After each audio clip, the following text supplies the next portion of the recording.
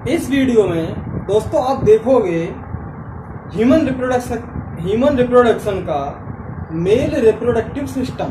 पहले वाली वीडियो में हम ऑलरेडी डिस्कस कर चुके हैं वेरियस स्टेज को, वेरियस प्रोसेस को जो ह्यूमन बींग्स में पाई जाती है। इस वाली वीडियो में मेल रिप्रोडक्टिव सिस्टम को आप देखोगे कि इसका स्ट्रक्चर क्या है, कैसा होता है आपका मेल रिप्रोडक्टिव सिस्टम। अब बात आ जाती है ये कि जो मेल्स होते हैं उनमें स्पर्म का फॉर्मेशन थ्रू आउट लाइफ होता है। बुढ़ापे में भी स्पर्म बनते रहते हैं। तो ये जो है 12-14 साल की उम्र से और बुढ़ापे तक फिर स्पर्म बनते रहते हैं। तो मेल में स्पर्म का बनना थ्रू आउट लाइफ होता है, जबकि फीमेल्स में ओवम जो है, ओवम का बनना वो लगभग 45 to 50 ईयर्स में बनना बंद हो जाता है। तो ये जो प्रोसेस, इनके बारे में जानना भी हमारे ज़रूरी था, इनके बारे में जानना हमें ज़रूरी था। तो इसमें देखोगे आप मेल रिप्रोडक्टिव सिस्टम के बारे में।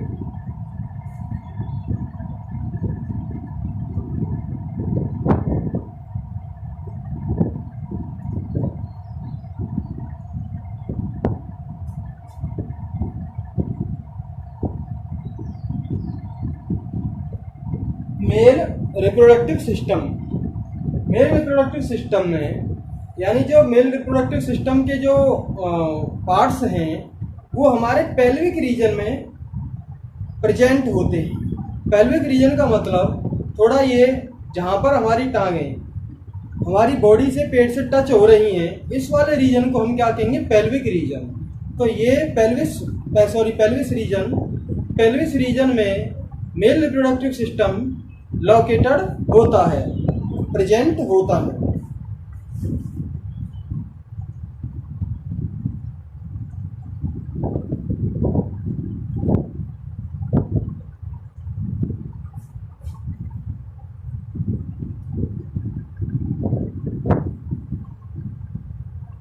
पहला पॉइंट हो गया इसका, male reproductive system pelvis region में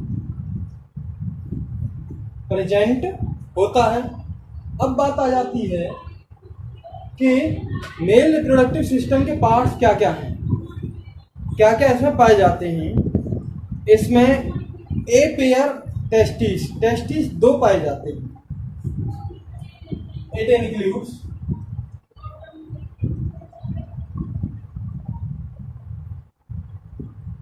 ए पेयर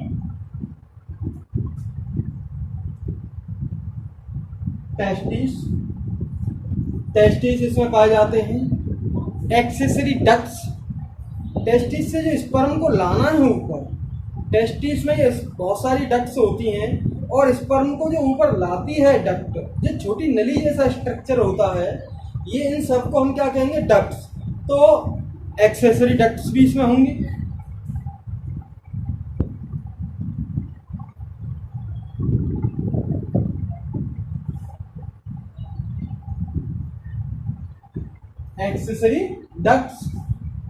एक्सेसरी डक्ट्स भी हमारी ह्यूमन रिप्रोडक्टिव सिस्टम का पार्ट है। अब हमारी ग्लैंड्स भी पाई जाती हैं जो नरिश करती हैं, फर्दर डेवलपमेंट होने में हेल्प करती हैं स्पर्म को।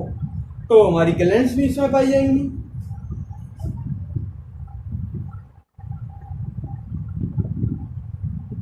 और फाइनली जो पाया जाता है एक्सटर्नल जेनिटेलिया पाया जाता है, यानी कि पेनिस वगैरह इसमें पाया जाता है। तो हम कह सकते हैं क्या पाया जाएगा, एंड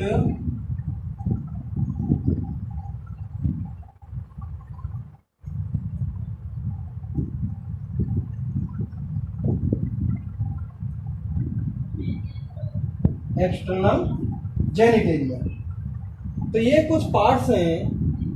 टेस्टिस 2 पाए जाते हैं, बहुत सारी एक्सेसरी डक्ट्स पाई जाती हैं, ग्लैंड्स भी पाई जाती हैं। कौन कौन सी पाई जाती हैं उनके बारे में भी हम चर्चा करेंगे। कुछ पेयर में पाई जाती है, कुछ नहीं पाई जाती पेयर में। और एक्सटर्नल जेनिटेलिया भी इसमें पाया जाता है।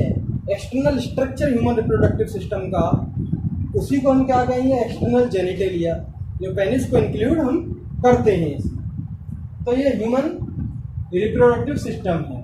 तो सबसे पहले जो बात करेंगे हम, वो टेस्टिस की हम बात करेंगे। टेस्टिस ह्यूमन रिप्रोडक्शन में कितने पाए जाते हैं? 2। तो हम लिखेंगे, नेक्स्ट पॉइंट हमारा है टेस्टिस।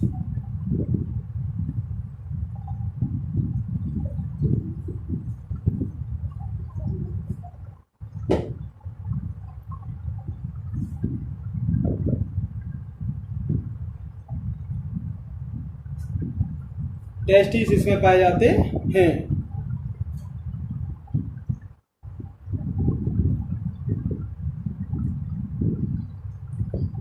टेस्टिस जो है, एब्डोमिनल कैविटी जो है, हमारा जो पेट है, एब्डोमिनल कैविटी, इसके नीचे जो है पाए जाते हैं कौन? टेस्टिस। और एक पाउच में पाए जाते हैं। पाउच जैसा स्ट्रक्चर होता है, उसमें टेस्टिस पाए जाते हैं। और उसको हम पाउच को हम क्या कहेंगे? स्क्रोटम कहते हैं। जैसे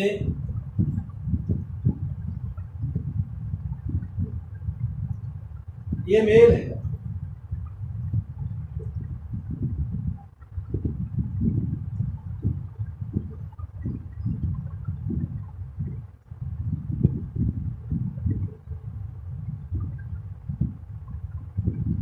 ये जो पाए जाते हैं ये हैं हमारे testis.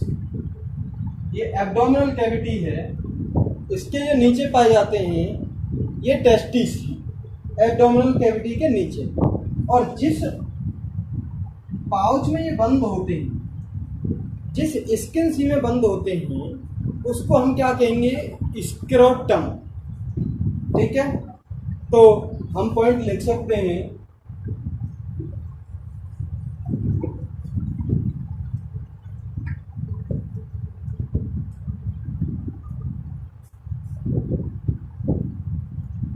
these are located below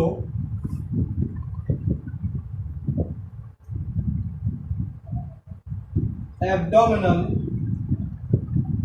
cavity। ये एब्डोमिनल कैविटी के नीचे पाए जाते हैं। आउटसाइड भी लिख सकते हैं, नीचे भी लिख सकते हैं। ये एब्डोमिनल कैविटी के नीचे पाए जाते हैं। ठीक है, किस में पाए जाते हैं? स्क्रोटम के अंदर पाए जाते हैं। These are present in a pouch called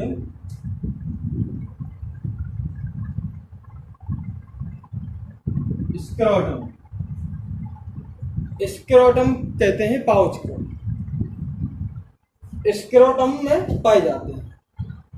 यहाँ पे एक बात गौर करने वाली है, फीमेल्स में ओवेरी पाई जाती हैं जो ओवम प्रोड्यूस करती हैं, और मेल्स में टेस्टिस पाए जाते हैं जो स्पर्म प्रोड्यूस करते हैं। अब ओवेरी जो होती हैं फीमेल्स में, वो बॉडी के अंदर ही होती हैं, लेकिन ये टेस्टिस ह्यूमंस में बॉडी के बाहर होते हैं। ऐसा क्यों है? क्यों ये बॉडी के बाहर होते हैं? अगर ये हो रहा है तो फिर फीमेल्स के अंदर भी वो बॉडी के बाहर होने चाहिए ओवेरी, और अगर वो फीमेल्स में बॉडी के अंदर है तो हमारे अंदर बॉडी के बाहर क्यों है? ये तो भगवान ने भेदभाव किया। ऐसा क्यों किया? इसके पीछे एक रीजन है। हमारे स्पर्म को बनने के लिए, स्पर्म को फॉर्मेशन करने के लिए कम टेम्परेचर की जरूरत पड़ती है। हमारी बॉडी का जो टेम्परेचर है वो 37 डिग्री सेल्सियस है। 37 है हमारी बॉडी का टेम्परेचर, और इसको स्पर्म को बनने के लिए लगभग 34.5 और 35 डिग्री सेल्सियस की जरूरत पड़ेगी। 34.5 और 35 डिग्री सेल्सियस टेम्परेचर की जरूरत पड़ती है। तो बॉडी की अपेक्षा, बॉडी का 37 है, बॉडी की अपेक्षा स्पर्म को बनने के लिए टेम्परेचर कम की जरूरत पड़ती है, इसलिए बॉडी के बाहर होते ही। समझ में आ गई? तो ये मेंटेन करके रखता है बॉडी का टेम्परेचर, बॉडी से 2 से 2.5 डिग्री सेल्सियस कम करके टेम्परेचर को मेंटेन करता है, जो स्पर्म को बनने में बहुत जरूरी है। कौन हेल्प करता है? स्क्रोटम, ये पाउच जो है बाहर की जो है, किसमें हेल्प करता है? लो टेम्परेचर में हेल्प करेगा, बॉडी से थोड़ा कम टेम्परेचर होना चाहिए।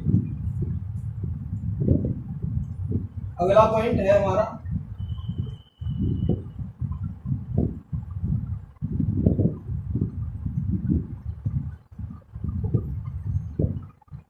helps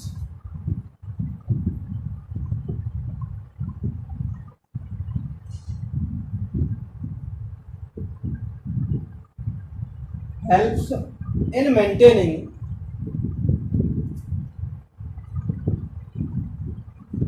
low temperature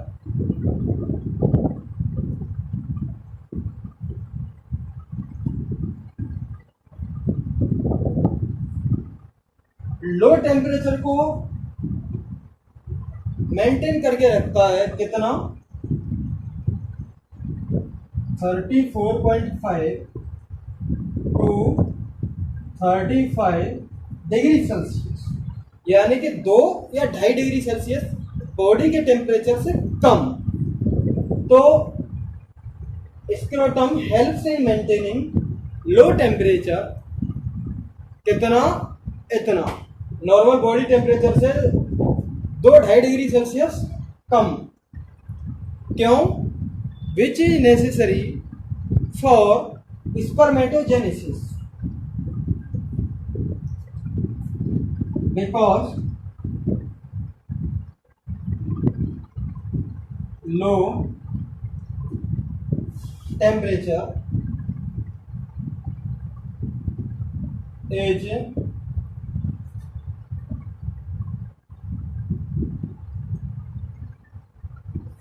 low temperature is necessary for spermatogenesis.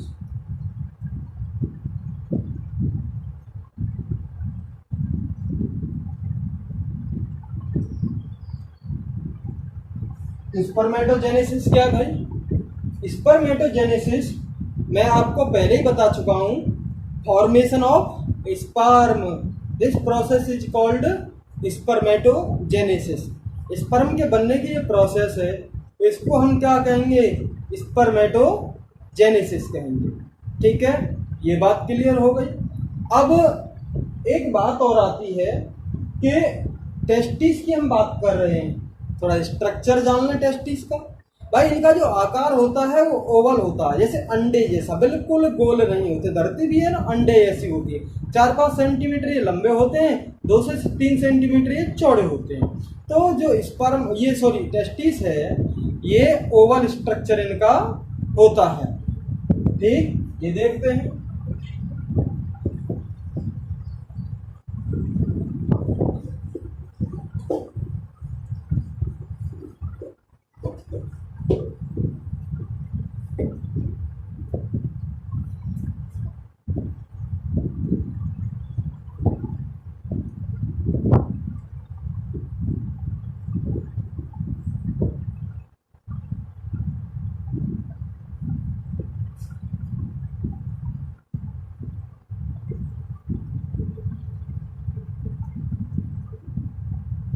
यहां पर आपको बता दें, प्लूरल अगर 2 हैं तो हम क्या लगाएंगे?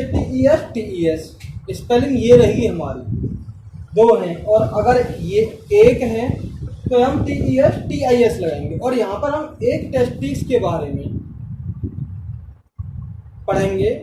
एक टेस्टिस का हम स्ट्रक्चर देखेंगे तो दूसरे भी टेस्टिस का सेम स्ट्रक्चर होगा, तो हमने इसलिए लगा स्ट्रक्चर ऑफ टेस्टिस। प्लूरल का मतलब क्या है? TES। ये देखेंगे।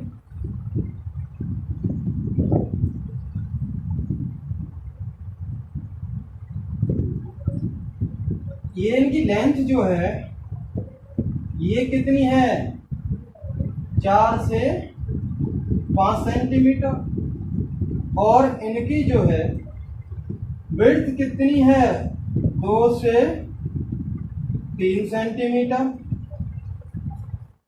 तो आप ऐसे याद कर सकते हैं, ट्रिक बना सकते हैं 2 3 4 5, 2 से गिनती याद कीजिए 5 तक याद कीजिए, क्योंकि बायोलॉजी में ज़्यादा मैथ की जरूरत नहीं पड़ती, गिनती भी 2 3 4 5 याद कर लो। 2 3 विड्थ होगी चौड़ाई और 4 5 होगी लेंथ होगी, किसकी होगी टेस्टिस की होगी। ठीक है, लिख सकते हैं हम यहाँ पर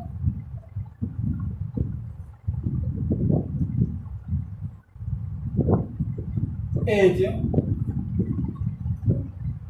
Oval in shape which as, जिसकी जो विड्थ कितनी थी भाई 2 से 3 सेंटीमीटर। ठीक, विच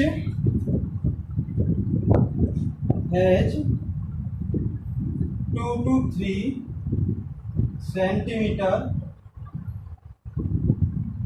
width and 4 to 5 centimetre length. 2 से 3 सेंटीमीटर इसकी विड्थ है और 4 से 5 सेंटीमीटर इसकी लेंथ है। तो ओवल साइज हो गया, हाँ 3 लेंथ होगी 3 तो गोलाकार साइज हो जाता। तो ये टेस्टिस जो हैं ये ओवल शेप के होते हैं। अब बात करते हैं टेस्टिस में छोटे छोटे कंपार्टमेंट पाए जाते हैं, छोटे छोटे इस तरह के ये कंपार्टमेंट पाए जाते हैं। ये लगभग कितने होते हैं 250 होते हैं। इन कंपार्टमेंट को हम क्या कहेंगे टेस्टिकुलर लोब्यूल्स। इनको हम क्या कहेंगे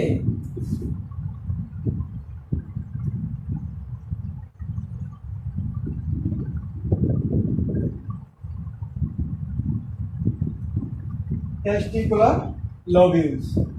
ये जो छोटे छोटे कंपार्टमेंट पाए जाते हैं ये कितने पाए जाते हैं लगभग 250 पाए जाते हैं। छोटे छोटे चेम्बर से पाए जाते हैं। तो हम यहाँ लिख सकते हैं, चलो ये लिख लेंगे ईच टेस्टिस है 250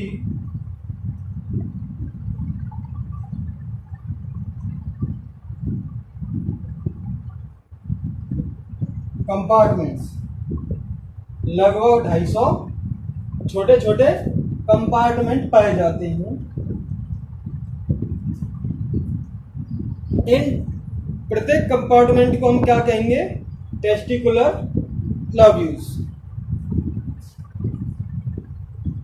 which called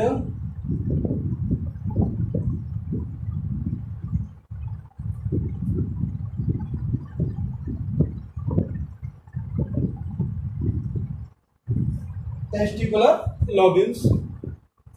ठीक है, ये बात आ गई समझ में, ये हो गया। और टेस्टिकुलर लोब्यूल में भी जो है हेलिकॉइल्ड नली पाई जाती है, नली जैसा स्ट्रक्चर पाया जाता है।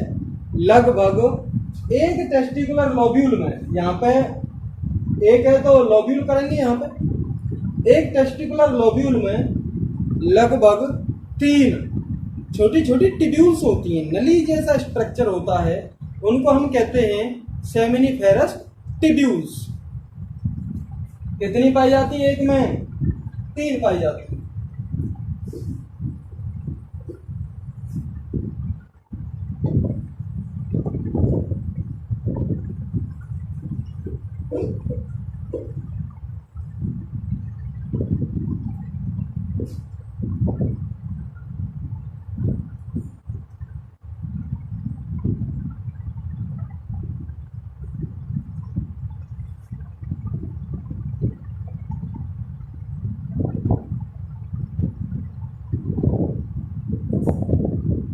सेमिनिफेरस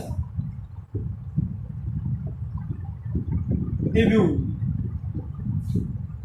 एक में पाए जाते हैं 3, तो टिब्यूल्स कर देंगे। तो सेमिनिफेरस टिब्यूल किसके अंदर पाई जाती हैं? टेस्टिकुलर लोब्यूल के अंदर पाई जाती हैं। छोटी छोटी नली जैसा स्ट्रक्चर, और इन्हीं में स्पर्म प्रोड्यूस होते हैं। अगर इसको मैं काट के यहाँ पे स्ट्रक्चर बनाऊं, टेस्टिकुलर लोब्यूल को काट के यहाँ पे स्ट्रक्चर बनाऊं, तो इसमें छोटी छोटी जो है नली पाई जाए, और इन नलियों को हम क्या कहेंगे? ये 3 बड़ी नली हैं, इनको हम क्या कहेंगे? Seminiferous tubule. और इसी में स्पर्म प्रोड्यूस होते हैं। ठीक है भाई, इसमें हमारे स्पर्म प्रोड्यूस होते हैं और बाहर भी कुछ सेल्स पाई जाती हैं। इस वाले एरिया को हम क्या कहेंगे? Interstitial space. इस वाले एरिया जो सेमिनिफेरस टिब्यूल से बाहर का एरिया है, इसको हम क्या कहेंगे? Interstitial space.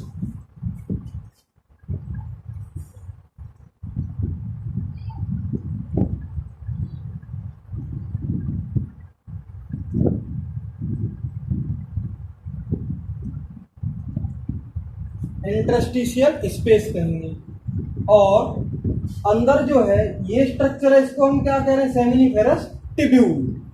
सेमिनिफेरस टिब्यूल में 2 तरह की सेल्स पाई जाती हैं।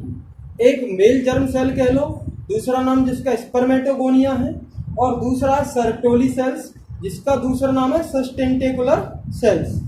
तो 2 तरह की सेल्स हमारी सेमिनिफेरस टिब्यूल में पाई जाती है। मैं आपको भी बताऊंगा, परेशान न हो इनके नाम के बारे में। सस्टेंटेकुलर, सर्टोली सेल्स क्या है, स्पर्मेटोगोनिया क्या है, मेल जर्म सेल्स, तो उनके बारे में बताऊंगा। तो सेमिनिफेरस टिब्यूल है, इसमें 2 तरह की सेल्स पाई जाती हैं।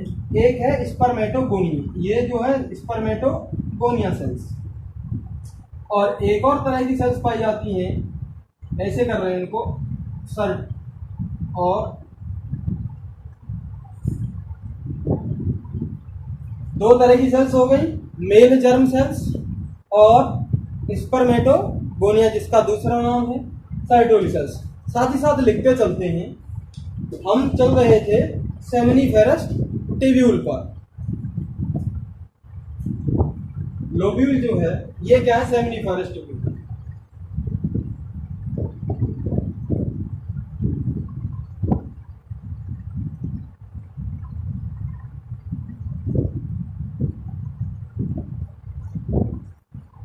These are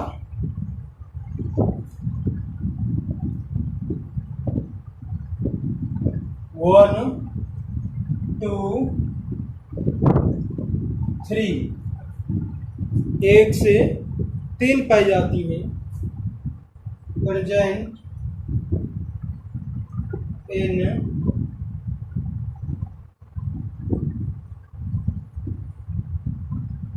testicular lobule.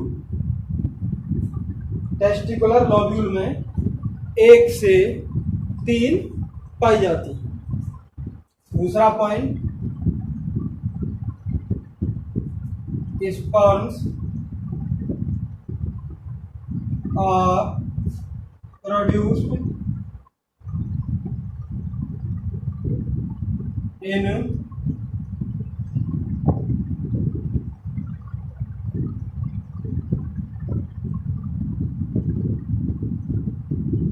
Seminiferous tubules. इसी सेमिनिफेरस टिब्यूल जो है, छोटी छोटी नलियां जो पाई जाती हैं, हाईली कॉइल्ड पाई जाती हैं, एक दूसरे के ऊपर बहुत ज़्यादा लिपटी पाई जाती है। तो हाईली कॉइल्ड पाई जाती हैं, इन्हीं में स्पर्म्स प्रोड्यूस होते हैं। ठीक है भाई, अब आगे देखेंगे आप, साफ कर लेते हैं इसे।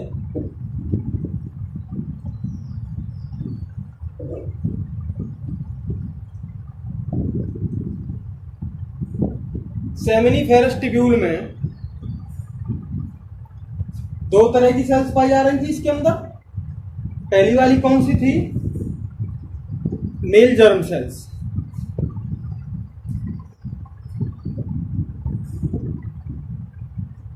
two types of cells are present in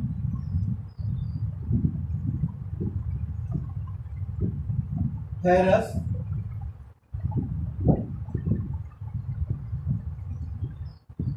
tubule। दो तरह की सेल्स प्रेजेंट हैं। कहाँ पर प्रेजेंट हैं? इसमें सेमिनिफेरस ट्यूब्यूल में दो तरह की सेल्स प्रेजेंट। पहली वाली सेल कौन सी है? Male germ cell. इसका दूसरा नाम है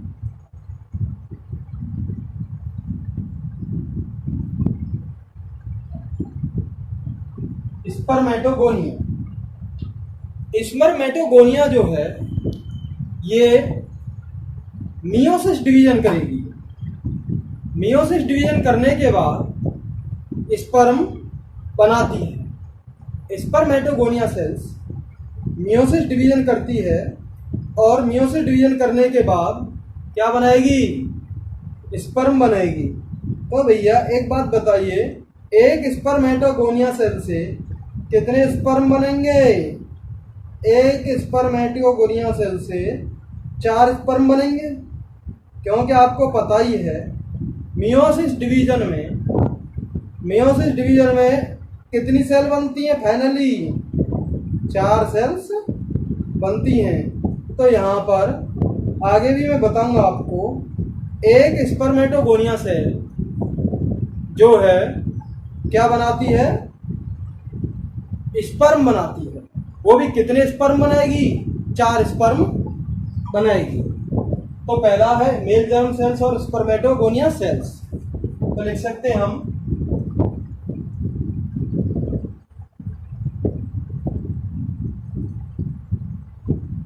स्पर्मेटोगोनिया अंडरगो मियोसिस या मियोटिक, तो बात एक ही है, meiosis division. Spermatogonia undergo meiosis division and produce sperms. 4 sperms बनाएगी एंड प्रोड्यूस स्पर्म्स। तो आप अगर क्वेश्चन आ जाए कि भाई स्पर्म कौन बनाता है? स्पर्म कौन बनाता है? Male germ cells. किस डिवीजन के थ्रू? मियोसिस डिवीजन के थ्रू। मियोसिस डिवीजन होगा तो हमारे क्या बनेंगे? स्पर्म बनेंगे। ठीक है। अब बात आती है, दूसरी भी सेल्स पाई जाती हैं। यहाँ पे एक तरह की सेल्स होगी, 2 टाइप लिख रहा है ना, तो दूसरी वाली सेल्स कौन होंगी? Sertoli sales.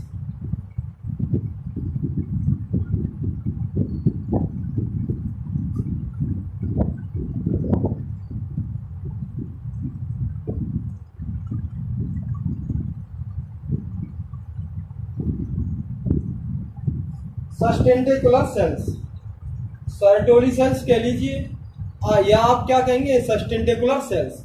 ये भी हमारी किसमें पाई जाती हैं? सेमिनिफेरस ट्यूब्यूल में पाई जाती हैं। तो ये सर्टोली सेल्स जो हैं ये स्पर्म को डेवलप कराने में हेल्प करती हैं और स्पर्म को न्यूट्रिशन प्रोवाइड करती हैं। यानी कि या फिर ऐसे कह सकते हैं, जो हमने मेल जर्म सेल्स कह रहे थे, उनको न्यूट्रिशन प्रोवाइड करती हैं, जिससे कि वो बड़ी होती है, फिर 4 सेल में डिवाइड हो जाती है, फिर हर एक सेल डेवलप होती है और स्पर्म के फॉर्म में आती है। तो भैया इसको न्यूट्रिशन देने की तो जरूरत पड़ेगी। तो Sertoli cells provide nutrition to germ cell.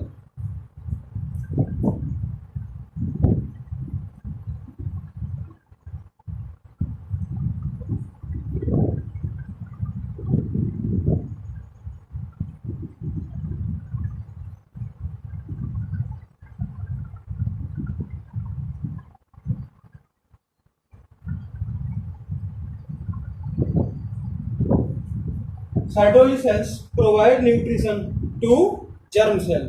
Germ cell को न्यूट्रिशन कौन प्रोवाइड कर रही है?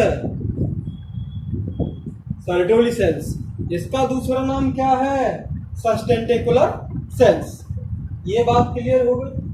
अब हम इसके बाहर की बात करेंगे। ये जो सेमिनिफेरस ट्यूब्यूल के बाहर का जो स्पेस पाया जा रहा है, इसको हम क्या कहते हैं? Seminiferous interstitial space. Seminiferous tubule के बाहर जो स्पेस पाया जा रहा है, इसको हम क्या कहेंगे? Interstitial space.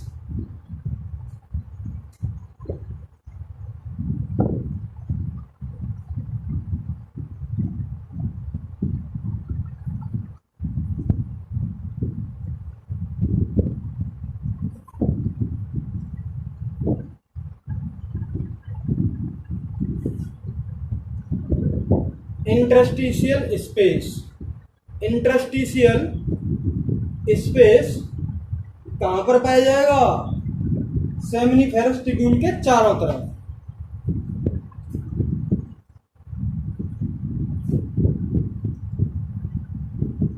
Space present outside of seminiferous tubule is called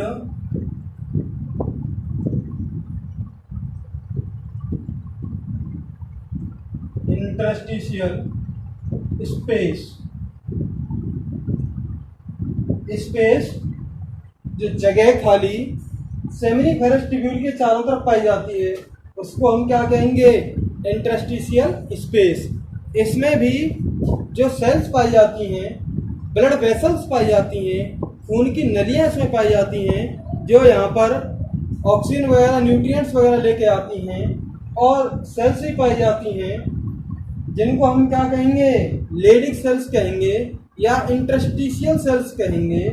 वो भी पाई जाती हैं यहाँ पर। और इम्यूनो कम्पिटेंट सेल्स पाई जाती हैं जो बैक्टीरिया वायरस के इन्फेक्शन को होने से बचाती हैं। तो इन्फेक्शन को होने से बचाती हैं यहाँ पर। तो हम लिख सकते हैं आगे सेल्स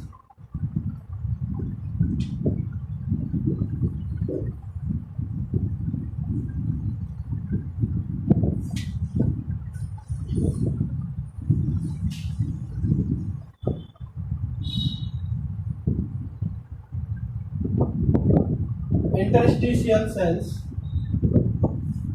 इंटरस्टिशियल सेल्स हो रही थी, और जिनका दूसरा नाम क्या है? Leydig cells.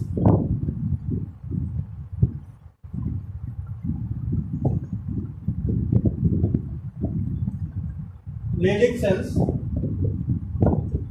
Are present in interstitial space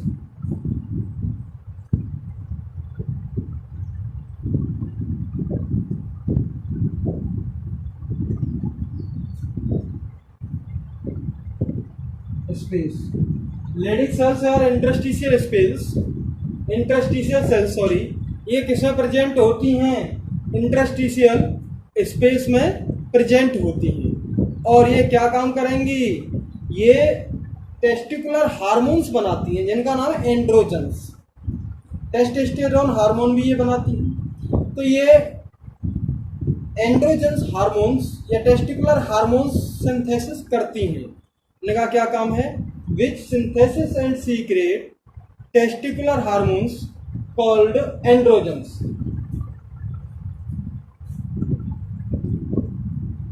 आगे वाला पॉइंट लिख देंगे हम।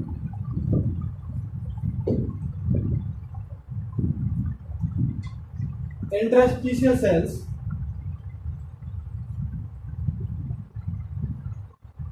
synthesis and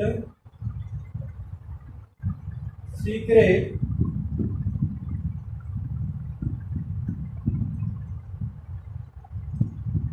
testicular hormones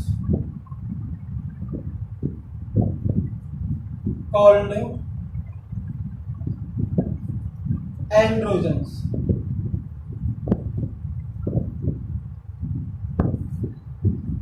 testicular hormones किसे कहते हैं? ऐसे हार्मोन्स जो टेस्टिस में प्रेजेंट होते हैं टेस्टिकुलर हार्मोन्स कह देंगे, जो स्पर्म्स को बनाने के लिए, उनका डेवलपमेंट करने के लिए जरूरी होते हैं। तो ऐसे हार्मोन्स कौन बना रहा है, कौन सीक्रेट कर रहा है? Interstitial cells. कहाँ पर पाई जाती है इंटरस्टिशियल सेल्स? इंटरस्टिशियल स्पेस में पाई जाती है। क्या नाम है इनका दूसरा? लेडिक सेल्स इनका दूसरा नाम है। तो हम कह सकते हैं कुछ और भी सेल्स यहाँ पर पाई जाती हैं। सम इम्यूनो कम्पिटेंट सेल्स भी यहाँ पर पाई जाती हैं, यानी इम्यूनोलॉजी को बढ़ाती हैं, इम्यून सिस्टम को बढ़ाती हैं, इम्यूनोलॉजी में हेल्प करती हैं। तो ये हमारी रोगों से लड़ने की ताकत को बढ़ाती हैं। कुछ इम्यून सेल्स भी, इम्यूनो कम्पिटेंट सेल्स भी यहाँ पर पाई जाती हैं। ठीक है, तो इम्यून सेल्स भी पाई जाती हैं, लिख सकते हैं यहाँ पे।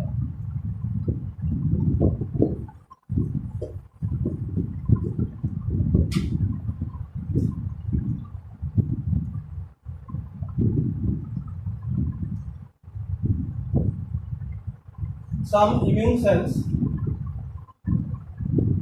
are also present which prevent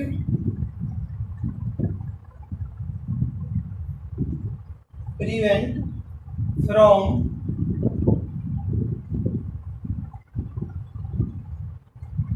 infection of pathogens.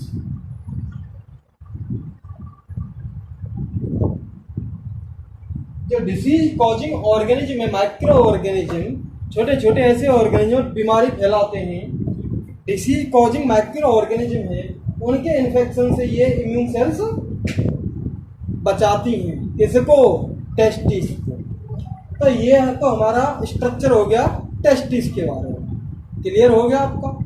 तो इस स्ट्रक्चर को देख लेंगे और आप ढंग से नोट कर लेंगे। तो दोस्तों, अगर वीडियो अगर आपको पसंद आती है तो चैनल को सब्सक्राइब कर लें और ज़्यादा से ज़्यादा दोस्तों में शेयर करें। Thank you.